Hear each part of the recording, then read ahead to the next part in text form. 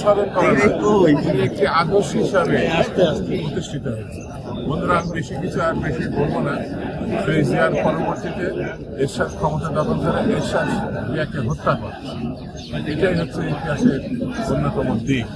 সেই ক্ষমতা দখলের পর দীর্ঘ 9 বছর দেশনেত্রী বেগম খালেদা জিয়া আপসী নেত্রী হিসাবে প্রতিষ্ঠিত হয় এবং এরশাদকে ফিরে যেতে বাধ্য হয় এবং বেগম খালেদা জিয়া বাংলাদেশের উন্নয়নের ধারা শহীদ জিয়ার আদর্শের ভিত্তিতে তিনি এটা প্রতিষ্ঠা করেন।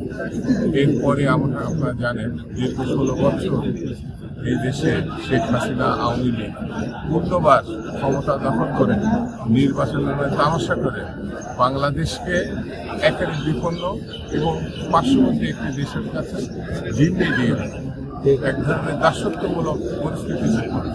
সেটা থেকে 24-এর গণঅভ্যুত্থানের মধ্যে দিয়ে আমাদের ছাত্রদল, যুবদল, শ্রমিক দল, ক্রীড়া পরিষদ সহ বিএনপি অঙ্গ সংগঠন প্রায় 5 শতাধিক নেতাকর্মী শহীদ হয় এবং এই শহীদ হওয়ার মধ্যে দিয়ে এই দেশের ছাত্র, তরুণ, শিক্ষার্থীদের যে রক্ত, সেই রক্তের বিনিময়ে একটি পরিবর্তন, এই পরিবর্তনের ধারায় এখন আমরা আছি।